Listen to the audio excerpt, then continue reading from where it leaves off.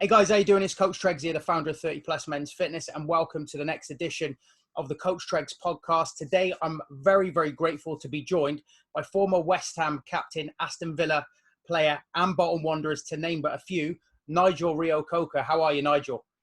I'm good, thank you. Brilliant stuff. Like I said to you when we just before we started recording, Nigel, I'm really grateful for you taking your time out today. Obviously, you're in the East Coast of America now. I'm looking forward to finding out all about that story. I know you're a busy guy. I actually reach out to so many players and only like a small percentage get back to me. So thanks for making it happen, bud. No problem at all. All right, buddy. So what I want to do is I want to always sort of start at the beginning. I know that you're 37 because I've done some research on you, and obviously you were kind of raised in Sierra Leone, right, until you were sort of 6 years old, and then came back to the UK, and that's where it all started for you with the football. Do you want to give us a little bit of background about that? Yeah, I was born in England and then taken back as a baby to Sierra Leone. Yep. And then I came back when I was still young, about 6, 7 years old. And then from then I've been in England since, so obviously for people who don't know, Sierra Leone is in West Africa and it is part of the British colony. It's one of the British colonies from many years ago. And there's a few of us in England, and even Carlton Cole, his heritage is from Sierra Leone. And then obviously the famous Idris Elba as well, Yep. heritage from Sierra Leone as well. So growing up in England from young, grew up I started off in like the Southwark area, Elephant and Castle, and then moved out to Thornton Heath, where I pretty much grew up most of my life, Croydon. Yeah. How was that growing up there? It was good. It was good. I think one thing now, with obviously as life progresses and you experience different things, I think that growing up in England and in that London area is fantastic. It's probably the best thing that can happen to you, because when you travel around the world, and you meet people from all over the world and you go to all these different cities, the uniqueness of London for me was fantastic. And it was such unique and great development for a human being, because you mix with so many different cultures. I've got friends from different religions, different backgrounds, different beliefs, and you learn so much in England and London because it's all there. It's interconnected. Some of the other amazing cities in the world, yes, they are diverse, but you have to go to certain areas in particular to mix with that group. While in London, walking around anywhere, getting on the bus, you're going to see so many different people from different cultures. And I think that now I'm at this age and, living over here, you appreciate it so much more. Absolutely, mate. I love that. So you obviously started playing football as a youngster, and I think you initially got picked up by Wimbledon, right? Yeah, I was playing as a youngster just for the fun of it. Playing for your school, you play for your county, Croydon, the borough, and the county, Surrey. And back then, it's not like it is now. Back then it was really a small amount of kids wanting to play football to become professionals, because it wasn't seen as something that players, especially kids from my demographic, parents would want to push you into that background. They want you to be a doctor, a lawyer, an accountant, a real professional. Footballers wasn't the top priority from a lot of players from where I come from in my demographic. So there was only a few kids who were in these professional clubs. For me, it was playing for my local county and borough, and then you'd always dream of getting picked up by a professional club looking at you. And the time I got scouted by Wimbledon, it was actually a Fulham scout that I was supposed to speak to on that day, because the manager told me a Fulham scout's watching you, like she's going to speak to you after the game. Didn't get a phone call, and I got a phone call from a Wimbledon scout that was at the game instead. And then, the rest is history. Brilliant. So what was that like, that moment that you got scouted? Because obviously you must have come, like you got the message from your parents or your school or something like that. And what was that like? It was amazing, because at that time, again, like I said, I was still young, and at that time, football wasn't in, how do I describe it? It wasn't reachable as it is nowadays, thanks to social media and stuff like that. It was a lot more about community, and it was a more smaller circle. The fans were always there because the fans make the club. Yeah. But for everything else along these lines, it was a lot more small and difficult circle. And it was to get into that, to be scouted, it was amazing for me. It was like a dream come true, because so many of the other guys who were playing for these professional clubs, and that was the goal from when you're playing Sunday league football, because we were still playing grassroots. Sure. And that's when grassroots was probably a lot more stronger than being at the professional clubs. The professional clubs was the top 1% elite kids, but grassroots was still very big for the mad kids that was playing, and local teams. So did you sign schoolboy forms actually with Wimbledon from quite a young age, and then just sort of develop through until you left school? How did it work? Yeah, it's the same with Wimbledon. You know, I joined, I think it's under 13s or 14s, signed schoolboy forms, and then you go through the whole process of training while at school, and then you get your YT forms. You know, when you're 15, you get judged for getting the youth development forms, and then you get that, and you go through the whole system. You know, the system back then was different, but I Yeah. find it a lot better and more beneficial than the system now. I think the system now is it's a lot more difficult. I think there's so many kids who have the dream now, and because of social media and what they see and what's out there, I think they kind of get sidetracked and see the golden ticket and see the lifestyle and the money more so than Yeah. actually pursuing the dream of becoming a professional football player. And then some of these clubs now, it's a numbers game for them. You know, you get kids who are playing under 23s. And if some of these kids are not good enough to make it in the first team, they should have been let go a long time ago. You know, we Right. came through the system of playing under 19s, and then you go into the reserve team. And then from reserve team, it's either first team or, you know, you go and try somewhere else. But a lot of these clubs now, especially like Premier League clubs, it's a numbers game for them. And they've got young kids who play under 23s, and they're losing valuable experience by getting regular first team football. And the time that they leave these big clubs, it's a hard task to kind of make it as a professional again, because it's just such a numbers game now. And I think some of the money these young lads are on at Premier League clubs, even if you said they're like playing for under 23s, is going to be incredible. It's almost like you kind of like you think you've made it, and Yeah. you can almost lose a little bit of desire. I mean, what were the terms like for you financially as a YT? Because talking to some of the Oh, it's pennies, different now. I mean, even with us at Wimbledon, compared to some of the kids who were Arsenal, Chelsea, like I said, that then was when football was a small circle. Like everyone kind of knew everyone. So we knew that some of these kids at bigger clubs were getting paid crazy money. But then for them, still the desire was still there. It was still to reach it, to get to that next level. And it was more about a love for the game and the lifestyle. You know, it's only nowadays that it's more so you see a lot more about the lifestyle than you do about the game. And then social media is out there. But it's just sometimes it's just in certain kids. That's just the reality. You know, you can always see the kids that have that in them compared to the rest. so when you sign these YT forms, am I right in thinking that you do 2 years as a YTS, right, straight from school? Were you in digs, or obviously you live local, so you stayed at home? And are you literally you're like you're washing the boots and sorting the kit and all that kind of stuff? Tell me a little bit more about that. That was the good old days. You know, that was the good days of what football was about. You know, for me, I just think it's changed so much now. And for us, yes, we had to do chores, we had to wash boots, we had to do so many different things. And you know, I washed Robbie Earl's boots, and he was very generous to me at Christmas Brilliant. time. And you know, that was part of the earning the right. You know, the process of it, and some of the things that were happened there and we did, you probably couldn't say in this day and Yeah, age now. yeah, But it was really the good old days. You know, I think recently someone sent me a clip of, I think Gary Neville interviewing Roy Keane for one show that he's got. And you hear Roy Keane talking about what they used to do after training on a Wednesday and go out. That was the lifestyle that we kind of grew in. You know, it wasn't 100% as professional, but it was still the good old days. Because if you think about it, and I was just having a conversation with someone the other day about some of these athletes, whether it's football or whatever it is, that played in our generation, in the past generation, if people knew about their lifestyle yeah, outside the sport, and you look at still what they achieved and how they are, you've got to give them unbelievable credit, yeah. because they weren't as professional as this modern day athletes are with all at their disposal now. Mm. But they burnt the candle on both ends, and they still achieved greatness. You just got to give some people credit for being able to do that, because it's crazy when you look back now Yeah. at the lifestyle of how we were living and what we were doing to some of these people now in the modern day and age. Yeah, I mean, it was this whole kind of drinking culture, wasn't it, really? And, I've heard from so many players that, they'd be out on big sessions and then, turning up to training or turning up to pre-season and just getting away with it. And you just think in this day and age with the social media and the camera phones, it's not impossible for players, but it's going to be a lot tougher, right?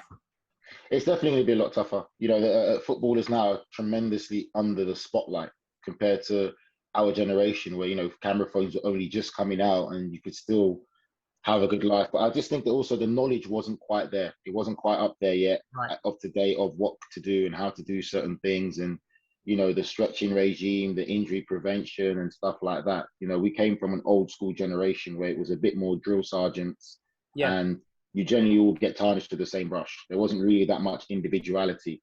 Maybe some managers might give a little bit more freedom to the artists of the team, the creative players, or the ones who need to be wrapped in cotton wool. But the rest of you, you all fall under the same category in the same brush. I'm with you. I'm with you. Okay, look, let's move on and get into that professional career. I've got your Wikipedia up here, as I said. Tell us about breaking through into that first team. But I'm a massive football fan, right? That was my dream growing up, and I think I got the next best job. I work in fitness, and I really enjoy what I do. But whenever I speak to people like yourself, I just want to know what it was like to actually play in front of a big crowd. Do you know what people ask all the time? And for me, it's just something you can't put in words. I think with the whole process of being at Wimbledon, it kind of happened so quick, and Wimbledon always known for being a selling club. And then when you got offered your professional contract, it's something that you could just never put into words. Your first professional contract, from the dream, you get basically a memory cycle of when you first started playing for 10MB, your local Sunday team, your county, your borough. Then even when you signed for Wimbledon on schoolboy forms, you're excited. But when you get the pro forms, it's a different level. And I think what made it so good in our generation is the first team was always reachable, because you could always see the first team training. You could always see their training pitch. So that kind of gave you that extra desire of, that's the pitch I want to be on. Sure. And the coaching back then was really good as well, because the coaches that we had at Wimbledon kept you motivated to say, you don't want to be on this pitch, you want to be on that pitch. So you always worked harder because it was in reaching and touching distance.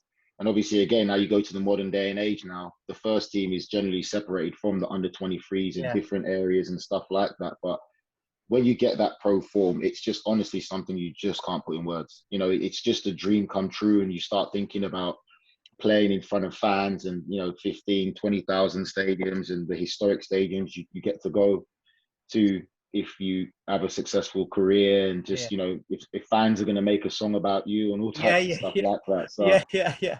But at our age, the biggest thing you think about was, what's your rating going to be on Championship Manager? That was the thing for us. Brilliant. It's like, what are you going to get on Championship Manager? That was before FIFA took over, because Championship Manager was the game. Oh, mate, yeah, that got me through university, that did, trust me. So, do you remember your debut, bud? Do you remember your debut for Wimbledon? Yeah, it was all a blur. I came on the last day of the season. I didn't think I'll be in the first team squad. You get in the first team squad again, you're still riding an adrenaline long, probably year and a half to 2 years after you sign your first pro contract, because everything is so new. Traveling with the first team, and it's kind of like, in your head, you're thinking you've made it, but not fully made it, because you have to continue to perform at a high level to stay there. So I came on in the last 5 minutes or 10 minutes against Barnsley, last game of the season, I believe. And it was at home at Selhurst Park. And it was just pure adrenaline. Like, the whole body from head to toe was just adrenaline bound, like just running all over the place. And it was amazing. Wow. And you were what, 17, 18 at the time? I think just turned 18. Amazing. Just turned 18. What did you feel like afterwards? You must have just feel like you've arrived. Yeah, it's just total euphoria. Total euphoria, and you just can't put it into words. And it's just because it's a dream and achievement. It's just whatever dream that you have in whatever industry you want to do. And when you reach that goal, or that first major goal, it's just pure euphoria. You can't really ever put that into words. And I think that, again, it's only football players who've been through that and had that experience and know exactly what I'm talking about. It's difficult to really explain to everyone else and regular people, because it's just it's euphoric. So you played for Wimbledon from 2002 to 2004, 58 appearances, 6 goals. And then you got the move to West Ham. That's where I really remember you from, because I will come on to it, but I always remember watching that FA Cup final against Liverpool. I was actually on holiday in Italy, and I'm a massive Man U fan, so I wanted West Ham to win. And I'm in a bar, and I was blown away by that game. But we'll come on to that, because you've gone to West Ham, and you ended up 120 appearances, 11 goals. You played in a cup final. Tell us about the West Ham experience, bud. Again, it's just, for me, it's the good old days. People always ask about what it's like. And I think when I look back on my career, I wouldn't change anything really. Going through at Wimbledon, I learned a lot. Again, I think with Wimbledon, the diversity that was at that club was fantastic. You know, we had loads of players coming through, again, different races, different religion backgrounds and stuff like that, which was great. And it really was a family club. And I was fortunate. I went from one family club to another family club. Yeah. You know, West Ham was a lot more demanding, a lot more bigger fan base, bigger fan base than Wimbledon, the reality of it. But their fans are very demanding.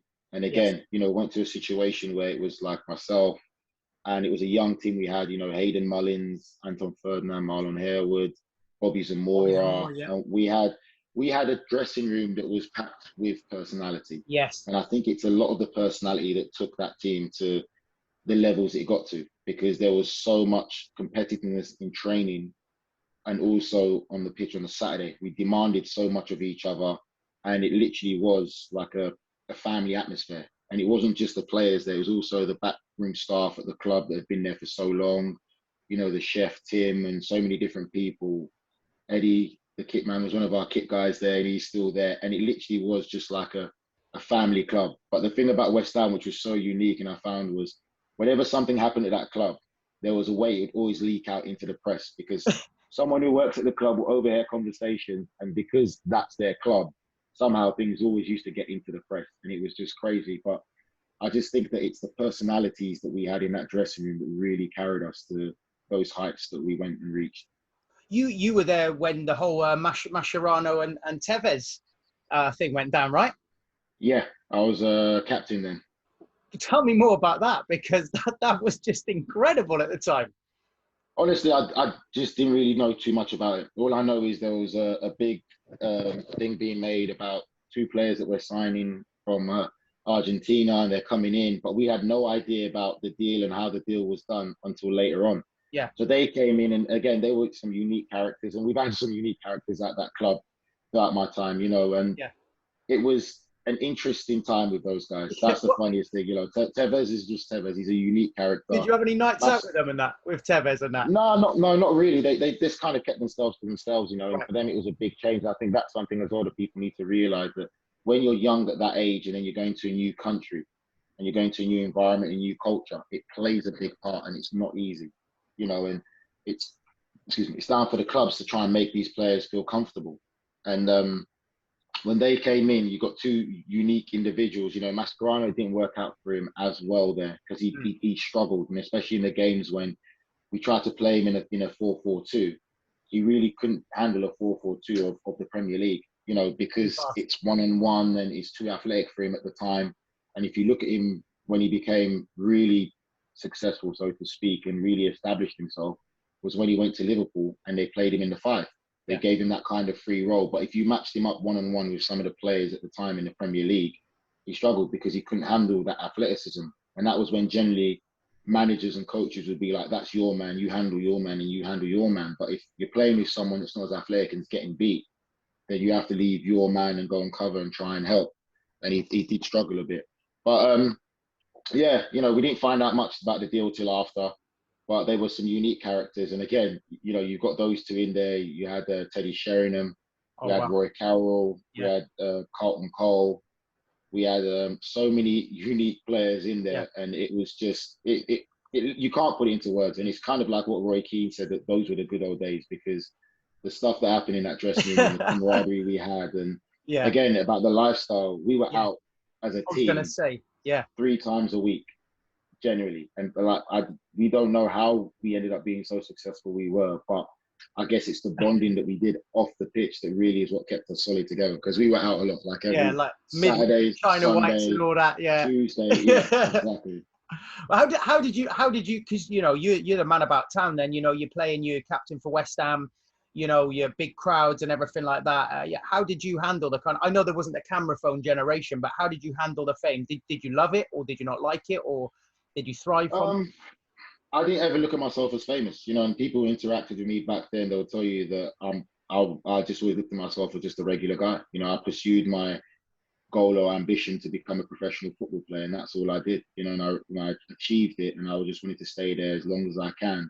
But I never looked at myself as any different from anyone else. And I always believe in treating people how you like to be I love treated. that. That was just my simple thing in life. I treat people how I like to be treated, you know, Yeah. and I let people know I'm a human being like you. Don't let football fool you, or just because you're a footballer, you think, oh, our life is all fantastic and great. We go through problems ourselves. We're going to have our good days and our bad days, you know, and if I'm having a bad day, respect that I'm having a bit of a bad day and just want to be left alone, and just realize that that could be you on the opposite end as well. You know, you have your bad days, you want to be left alone, you know, and I think that that was the thing that I felt was a bit misunderstood, where people seem to believe that just because you're a professional football player that your life is all great, you know, because you're earning so much money and that's it. What can you be worried about? What problems can you have? But we all have different paths and journeys into making it as professional football players, and we all have to deal with social things a lot more different than one another. You know, it's not just all kumbaya, sing along, and happy life. You know,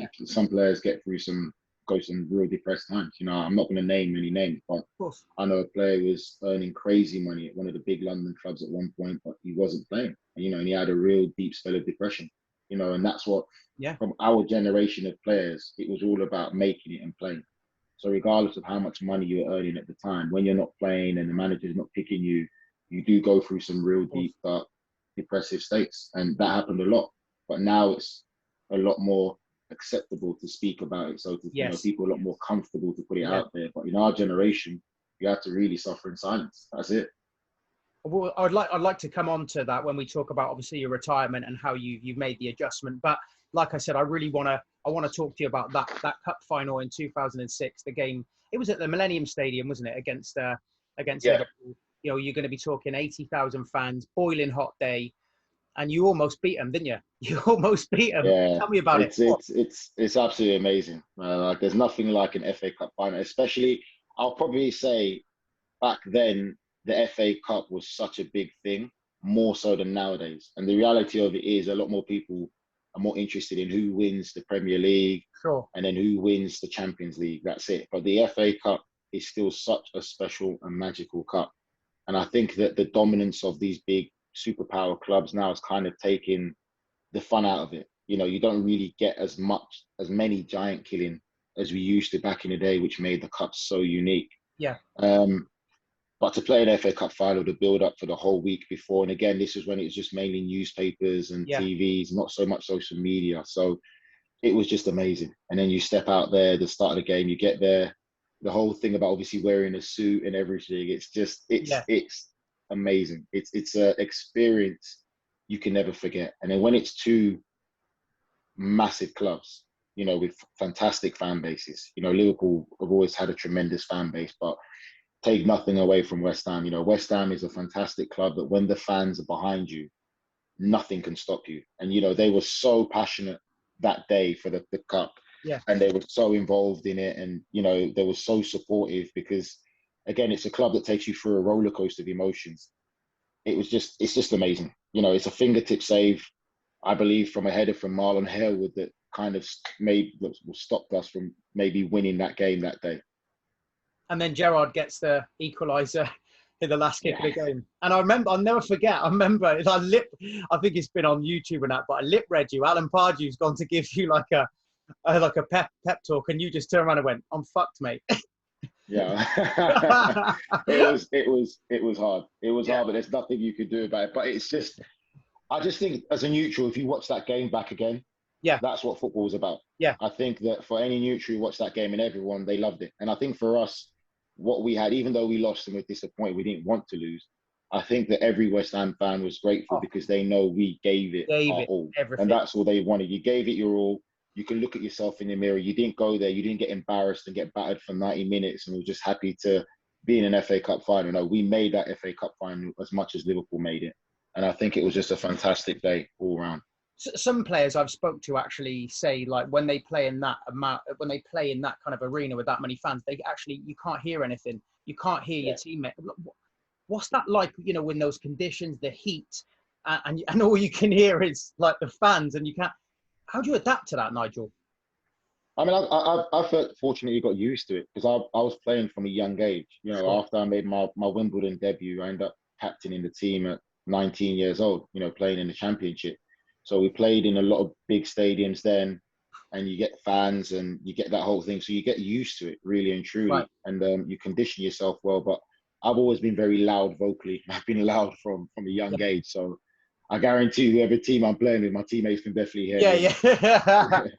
Brilliant. So yeah, so in that occasion, yeah, you do get, I understand, you do get kind of a bit of a white noise kind of syndrome, Yeah. where you're just so into it, but still there's aspects of teammates where you're able to hear, you pull them close, you talk to them and stuff like that. But it's goosebumps. And now I'm talking to you now, it's bringing back Yeah. memories of that Yeah. whole Yeah. thing of the Yeah. FA Cup and everything like that. So the whole experience is unbelievable. It really is. And I think that, like I said, it's because it meant so much more back in our days than it does now.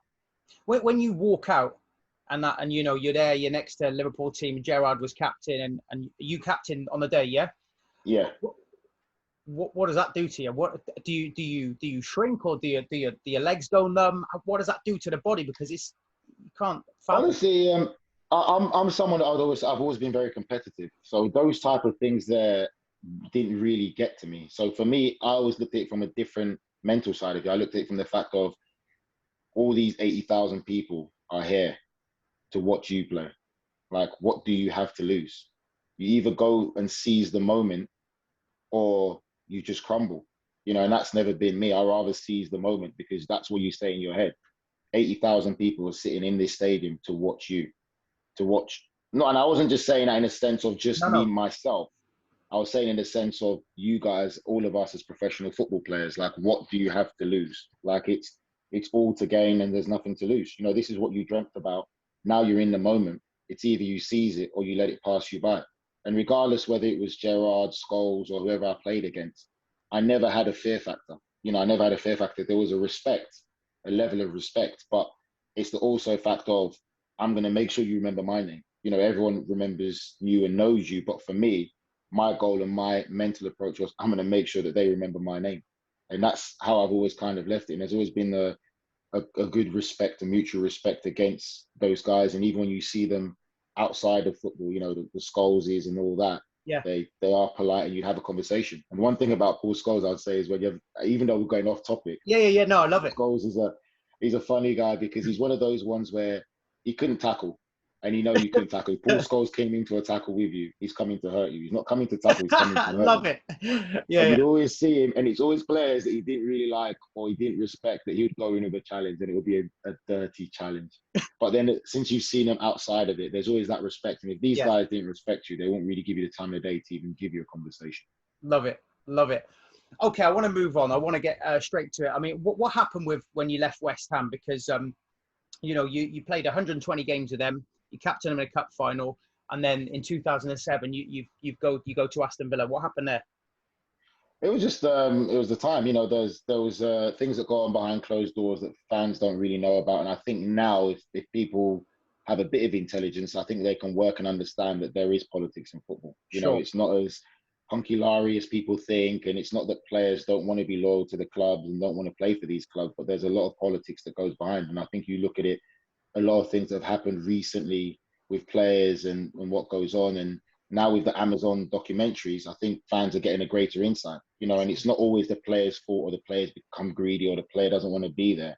There's a lot, there's managers who have egos and there's managers who also are very insecure. And there's a lot of insecure managers in football, and there's certain players and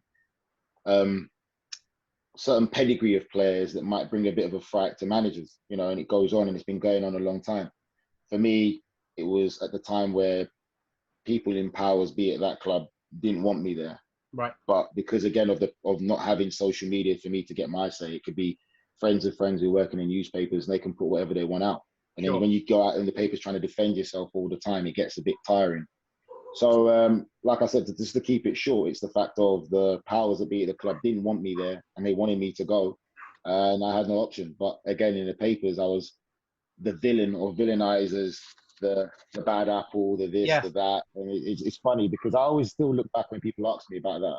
I said, damn, I must have been some real personality to be 21 years old and have such an influence against Teddy Sheringham and the likes of those guys who were in the dressing room when the guys won the treble.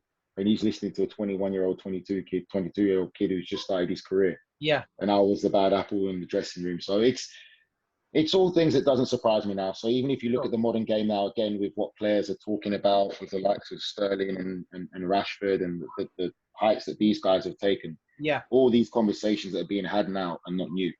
These are things that have been going on in football from way, way back. But there was never a platform, or no one was brave enough to talk about it because you knew the repercussions. And, Yeah.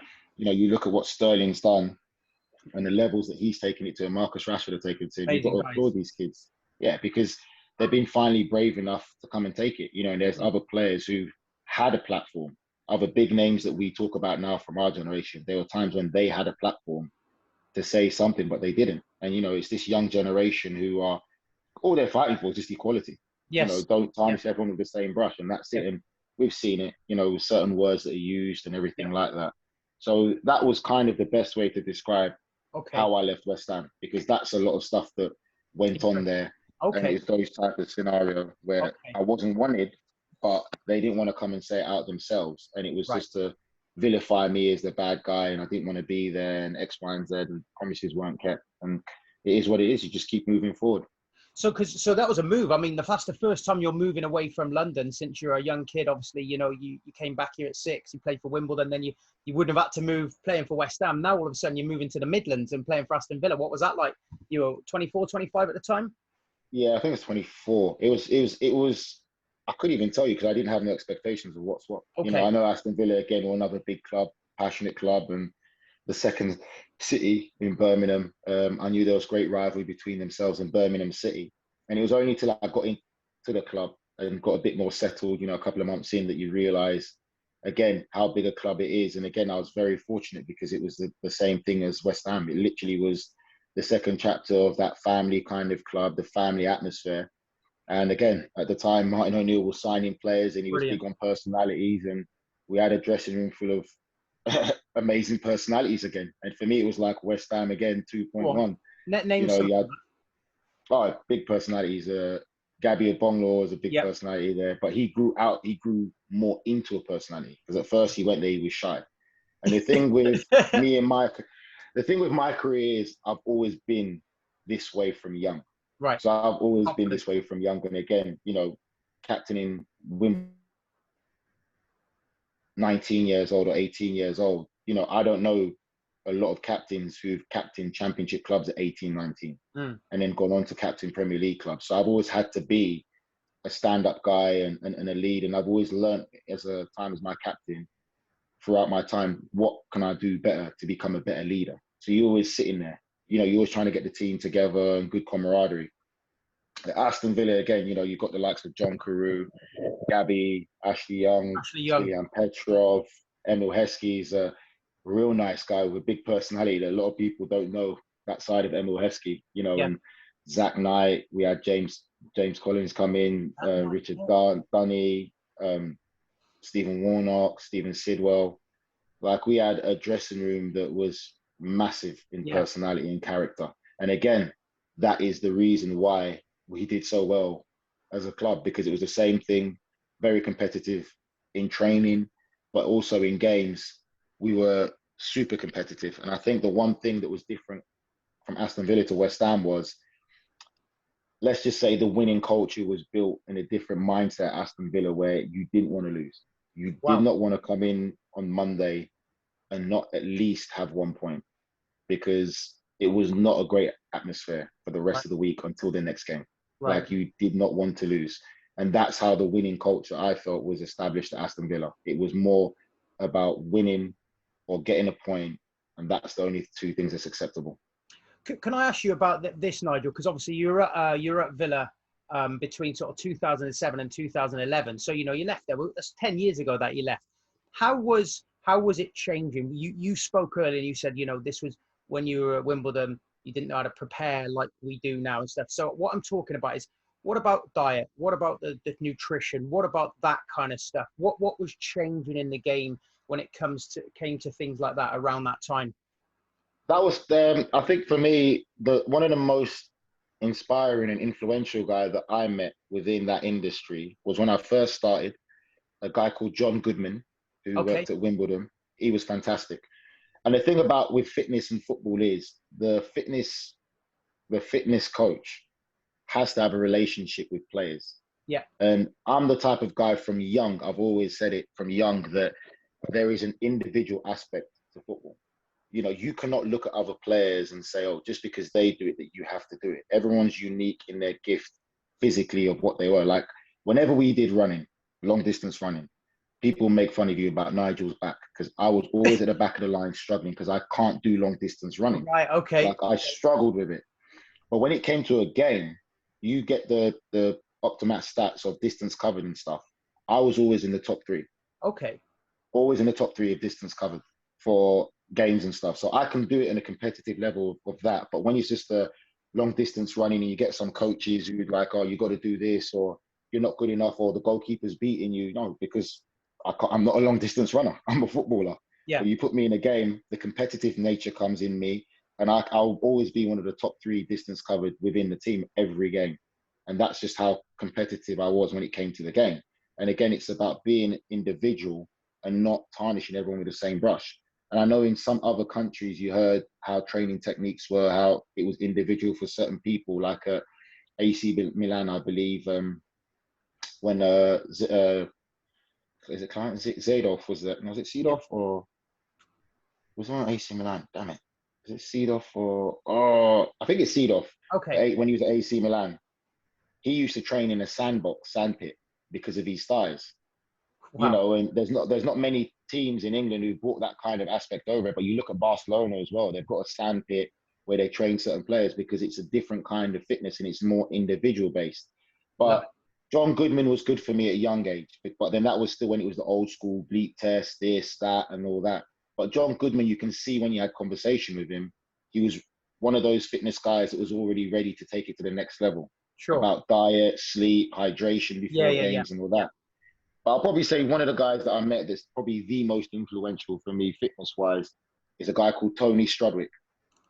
Now, Tony Strudwick, I met at England under-21s for one of my first call-ups at England under-21s. And then from England under-21s, thank God, he got a job at West Ham. So then he became the West Ham fitness coach, and he was really good. But Tony Strudwick was always forward-thinking. And there's no surprise that after he left West Ham, he went to, I think, Blackburn, and then from Blackburn, he ended up at Manchester United. Okay, you know, and he was there for some good years under Alex Ferguson. You know, they won a lot. And he's probably one of the most forward-thinking fitness guys I've ever met, where he talked about everything. You know, he talked about sleep before games and hydrating yourselves before games, hydrating yourselves after games, doing prehab, preventions for injury so you don't get injured. And these are things that we never used to do before. Because you used to get to training, you go out half an hour before, they'll tell you just stretch and be careful, don't ping balls all over the place and get injured. But there was nothing about prevention before, so you don't get injured. But Tony Strudwick was one of the guys who was thinking about all these things already beforehand. The importance of what you eat, how you sleep. He was the first one that told me about a power nap. I didn't even know what a power nap was. I love a power nap, mate. I love a power nap. I did not believe it until I actually tried it. And he was like, put on an alarm on for 20 minutes. Wake up to no more than 20 minutes, because when you go beyond 20 minutes, you go into a deeper sleep, a deeper consciousness, and you don't do that. And I did it, and I'm like, oh my God, I actually feel energized. And I couldn't believe it. But these are things he was saying and implementing for so many years ago. And like I said, there's no surprise he ended up at Manchester United and being so successful in the industry and the career that he worked in. How did you look after yourself sort of away from the club and away from the game in terms of like your nutrition? Because, you know, just talking to you, you're very articulate, very thorough, and I would love to know how you kind of approached it, like outside of what they did for you in the club. Oh yeah, again, it's about evolution. You know, like I said, you started to see the change with Tony Strudwick. Then as players, we started to see the change on how football was as well. Because, you know, you'd be worried for pre-season, because we'd have to go to pre-season. Some clubs would want to just start running you straight away. Yeah, I've heard for the first week, it's nothing but bleep tests and 800, 100 and stuff like that. But then even then, clubs started to evolve themselves, where you'd come in and the first couple of days would be easing you back in, and everything would be ball orientated. And for me, I was always a firm believer in that as well. I always used to believe from my younger days, I used to say, why are we not using the ball? Like, we are footballers. So yes, we can work hard with the ball, but why is it that some clubs just want to run you and say, okay, when you're that level, then you can start using the ball. And then they get upset when certain players can't use the ball on the pitch because they're so tired. And I think that one of the guys that I heard who changed that approach in the game as well was Arsene Wenger at Arsenal. You know, when Arsenal would come back in, they'll just play very light, small-sided games and then gradually build it. And he believed in getting the fitness from games. And every player will tell you there's no greater way to get match fit than playing games. But there's nothing you can do. No matter what kind of running they can invent, what kind of running technique, there's no way better to get fit than match fit. So we saw the difference anyway, as we were getting older, that pre-season now they'll pay a lot more attention to your body fat and your weight when you come back in. So now that put the emphasis on us in the off season to take more care of ourselves. Yeah. So even if pre-season starts in 2 weeks, players would start running a week before and doing their own kind of fitness before they even get back into pre-season, you know. And for me, it was getting the balance right of, yes, enjoying my time off because rest is just as important for your body. Yeah. But two, making sure that there's that maintenance level there, like slight level of maintenance where when you go back into pre-season, your body doesn't go into complete shock and shuts down and you get injured. So it's just getting that balance right of doing a little bit yourself, being professional, but also it's always been eating right as well. You know, eating right for me was never a problem. Really? You know, it was never a problem for me to eat right. And it's always having that balanced diet of, sometimes you'd have like a steak and whatever it is. Sometimes you'd have a fish. But I was always a big fan of greens as well, and salads and spinach and stuff like that. So I've always been a big fan of having a balanced diet. I was going to say as well, I see a lot of the lads like on Instagram these days, you know, they go away for their holidays. Obviously, you know, you got your Mykonos, Ibiza and all that. And I would imagine you did all of that. But I suppose I've seen some of them, they're doing training out there. So they're on holiday, but they're, like you said, they're trying to keep that fitness so they don't get absolutely smashed when they come home. I mean, I take it you would go on and go do the lads' holidays and all that kind of thing. But would you have sort of one eye on, you know, getting back and being half decent? Yeah, for sure. I think that, like I said, the first couple of years, I can't say we did that. I think that you're just first couple of years, we knew we were going to get battered anyway because it's pre-season. We were still in the dinosaur thinking age of run, bleep test, 800 meters, 600 meters, then 400, then 100 meters, like just run us ragged. So then the evolution started to change when obviously technical abilities of players got better and players on the ball improved. And, you know, a lot of people copy each other in football. You know, first it was 4-4-2 was a great formation. Then all of a sudden now people playing 3-5-1 and everyone now starts playing 3-5-1 because it's the better formation than 4-4-2. And that's what happened in football. You know, the evolution happened where clubs started to take more time in getting players fit for the season, but taking the pre-season time, or what it's there for is pre-season. But it's not running them ragged at the first couple of days. It's more now getting more games in and more football work and football orientated stuff makes players fitter, and small-sided games makes players fitter.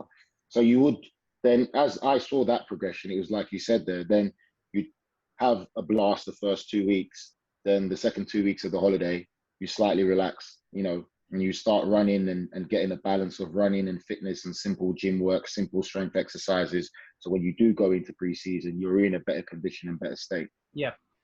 Tell us, I want to sort of go through in the next sort of 10 minutes. I really appreciate your time, Nigel. I'm really enjoying this conversation. I hope you are too. I want you to tell me through the kind of like your rest of your career from obviously Villa, then Bolton, then Ipswich, before it took you to the States and to where you are now. So I'll let you kind of just carry this on without me prompting you to talk about each club. I mean, it's just very simple. I just think that for me, in my time then, you probably look at a lot of players in that time as well. We saw the change in football. You know, football really did become a capitalist thing, and it has become very capitalistic because it's all about mass production and numbers. You know, you got for us in our generation, every one of us that made it to be a professional football player and to play at that level for whether it's 3-4 years plus, there's probably, you look at maybe, how many, roughly, let's just say, with all the teams you played with Sunday League and all the teams, there's probably thousands of kids who didn't make it. Sure. So we're grateful. So now clubs play more of a numbers game where they're getting loads of kids in. And for them, it's, we want young players to come through so we could sell them on. So we saw that first big change in clubs changing their mentality, where it wasn't about who's available and how good they are. It's, oh no, we'd rather bring this young kid through and then maybe we could sell him. So clubs started to go down that young channel of we want young players, we want young players.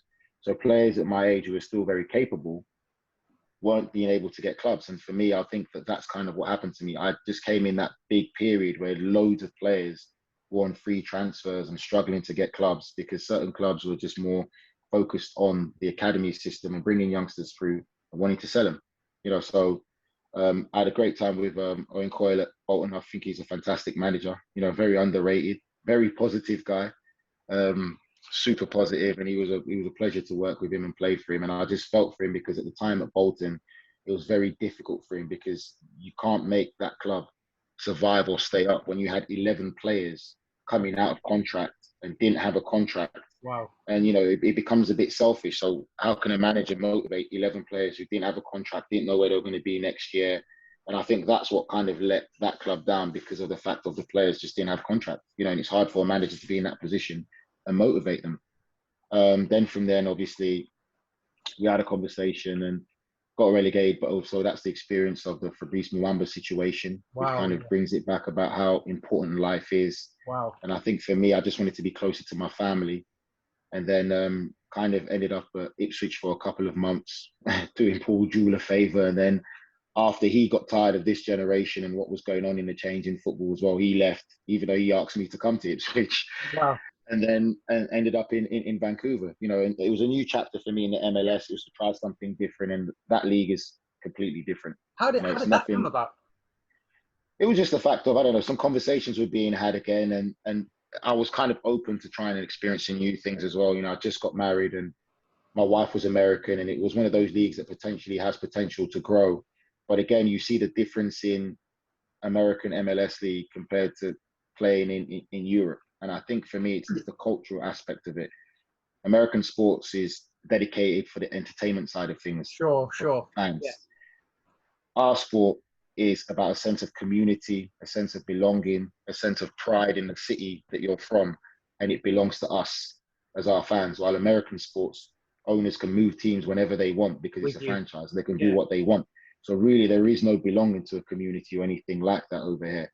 So experiencing the MLS was that kind of experience that I had for me, where you kind of learn that side of things and you see more the business dynamic that comes behind it. And again, to a certain degree, if you want to link anything to it, you look at the talk of what happened with this whole Super League thing. Yeah. And the men behind that who were trying to spare that Super League situation. And no surprise, it was going to be financially backed by an American bank, Chase, Goldman Sachs. And a lot of the guys who were spearlining it were American execs. And they're trying to create basically another MLS, NBA, NFL, where owners of these clubs make money and get financially rich, and there is no threat of relegation and all that. Yeah. And I think credit to the fans for revolting, because these clubs belong to them, regardless of how wealthy these guys. The club is about them, and it was there before these wealthy guys ever became wealthy or came there. These clubs were always there, and it belonged to the people. So I just basically went on that journey. Played in Montreal with Didier Drogba, played in the equivalent to the Champions League final over in CONCACAF. We played Club America, which is a Mexican team, and we played them at the Aztec Arena. So I got to play in the Aztec Arena. We played about 110,000 people. Wow. Also played in the second leg at 60,000 people at the Olympic Stadium in Montreal. So I had some good experiences there, but I always look at everything as a learning thing. You learn to move forward, to get better. And I think that the experiences I had in England, my tough time at West Ham, my indifferent time at Aston Villa, both experiences carried me for the rest of my career in a long way. That everything else I experienced just didn't surprise me or didn't knock me off or, had me shaking in any kind of way. Can I ask before we come into the present day? It sounds obviously like you got very disillusioned with kind of like where the game was going in, especially in the Premier League. So it probably kind of almost compounded that, right, when you went to the MLS and seen how it was going there, or have I got that wrong? No, it wasn't disillusion. It was just a surprise, and it's just basically change is going to come regardless. Like you said about how fitness changed in the game as we got older, and how it is now to what we used to do back then. People wouldn't even believe you. So for us, it was just the fact of it's just becoming more of a capitalistic game. Yeah. It's all about money, and I think fans can clearly see that now. It's all about money in shirt sales for most of these owners. You know, you got to remember the times when we were playing, football clubs were generally owned by local wealthy Yeah. business Yeah. guys who came from that city or grew up in that city. It was owned by people who have a deeper connection to the club, and it was about success and winning. Now, a lot of these clubs are owned by people who never grew up in that city, never even supported that city. They're just business people and businessmen. And I think if you look at it now, the best way you can look at that and compare it is you look at Arsenal's current situation now. Yeah. You can laugh at Arsenal, what the club was about to where they're at now. Mm. Their owner owns the LA Rams, you know, the Gronke family. And I'm sure he's a lot more invested in these Rams than he is in Arsenal Football Club. Yeah. And it's there for everyone to see. And it's all about money and business. For them, they'll be thinking, okay, well, we're still financially viable around the world. We're still making shirt sales. We're still Arsenal. Everyone knows us. But to the fans who truly care about Arsenal, they want to be competing with Manchester City and Liverpool. They want to be up there like with Chelsea and competing for Premier League titles. Yeah. You know, and that's what people don't realize, that clubs used to be owned by local wealthy business people who grew up in that city, who have a connection to that club, and then now it's all corporate owned. So we saw that change coming. It's all about young players and selling players, and the perfect way to put it to people to see is look at Chelsea now. Look how many youngsters are coming through Chelsea and how many they're selling. But that's been happening from years back in the investment they did in the academy and how many kids they had there. Well, look at Tammy Abraham, who's just got that big move to Roma. To Roma, exactly. Amazing. Okay, so I'm very aware of the time, Nigel. I've absolutely loved this conversation. I want to sort of do about another 5-10 minutes if we can. I want to talk about the present day, because when I was telling some of the lads I was speaking to today, they were like, oh, what's he up to these days? And I was like, well, from my research and looking at his Instagram, he's based in America, and he's got a cigar company and a young family. So do you want to just tell us a little bit about kind of the game when you retired? I've got here that it was kind of around about 2018, I believe, and what life looks like now and what it looks like for the future for you, bud. Yeah, I mean, for me, like I said, it's the change that was coming, and I was chasing it to still wanting to play. I still had desire, but the opportunities weren't coming. And wherever you went around the world, like I said, the game's changed so much now, where everything is young, and then you come across so many different people within football. Who the reality of it is, there's a lot of people in football who have no clue. That's the reality of it. Yeah. But it's kind of getting that acceptancy thing, and you know, I'm still very good friends with, like I said, Zach Knight, Emil Heskey, and you know, talk to Stelian Petrov and a few others. So we've seen the change, and I think what some players find hard is adapting after they finish playing and getting back into regular society. But I think for me, one thing that was never a problem for me is I was always, like I said, very genuine to who I was, and I always looked at myself as a genuine person. So getting back to out of that cycle, out of that, how do I describe that bubble, the football bubble, wasn't really a problem for me, because I always had really other interests. Yeah. I had other interests other than football. You know, I would still love to be involved in football because I know I've got so much knowledge and so much experience that I could definitely pass down. But again, it's the problem of there's so many insecurities from managers and coaches within the game now, where I would be seen as someone that might be a threat, where they wouldn't want me to come in, even just to help and lend a helping hand. And then there isn't that many great opportunities, you know, and I think that's something that we find hard, you know, and I definitely would love to be involved in the game and pass my knowledge and wisdom down, but it's just getting the opportunities. And for me now, it's kind of like, I'm not going to fight or keep fighting a battle just to get an opportunity when I know what I can offer. I was supposed to do my badges a year or 2 years ago, but I lost my mum. So I haven't had the opportunity to do it. And then I could still do it now. But again, it's the fact of you looking at it and speaking to friends who've already got their badges and got all the top qualifications. Just getting an opportunity for them is one of the hardest things to do, where they're even thinking that they've got everything, but they're just going to head in a different direction. Because even with all the badges and all the qualifications, all the highest honors you can get as a coach, they still can't get jobs. So you kind of think about it. I mean, I keep speaking to people and they keep telling me to do it, and I'm probably going to do it within the next year to definitely get it anyway. But at the main time, I'm just doing some media work now, and I've been actually covering a different region. I've been covering the Latin American Copa Libertadores. Wow. So I've become a lot more knowledgeable on the likes of, obviously, the Bocas, the River Plates, the Palmeiras, the Atletico Mineiro. So now with all these teams, I know Williams just come to join Corinthians. And in 2 weeks, I should be doing the semi-finals game, and I believe they'll be showing it on the BBC iPlayer. for the semi-finals of the Copa Libertadores, and I'll be doing a co-commentary with a guy called Callum Williams, who's over here as well, a British guy. So we'll be doing the semi-finals games coming up, and then the finals of the Copa Libertadores. Do you think television is something you'd like to pursue as well with the commentary? And I mean, I spoke to Chris Iwelumo, and he absolutely loves it. You know, he's here, there, and everywhere on Talk Sport. Yeah, definitely. I definitely would love to pursue that as well. You know, and again though, it's just getting that opportunity again, because the problem now is so many football players are coming out of retirement without having any other kind of passion, and they're all going in the same channel. And for me, the cigar situation is something I've always done from a while back anyway. I've always had a fascination with cigars and smoked cigars. And now with my business partner, you know, an opportunity presented itself where you just can't turn away from it. So it's another passion outside of football, and it's a new chapter, and you're meeting different people from different backgrounds again, where it can open other avenues and stuff. But I definitely love the commentary side of the game, the analytic side of the game and everything. And, you know, football still will always be my first love, but to be able to do something else is a great blessing, because, you know, you speak to so many players and different people who still struggle when they come out of that football bubble of knowing who they are and having something else to do, you know, because you've still got a long way to go in life. Oh my gosh, yeah. I mean, it's still young, mate. At 37, you're a pup, mate. You're 5 years younger than me. What is the name of the cigar company? Well, we called ourselves the Terrible Cigar Club. Okay. And the reason why we did that is because myself and my business partner spoke to some people close to us of what we thought about doing.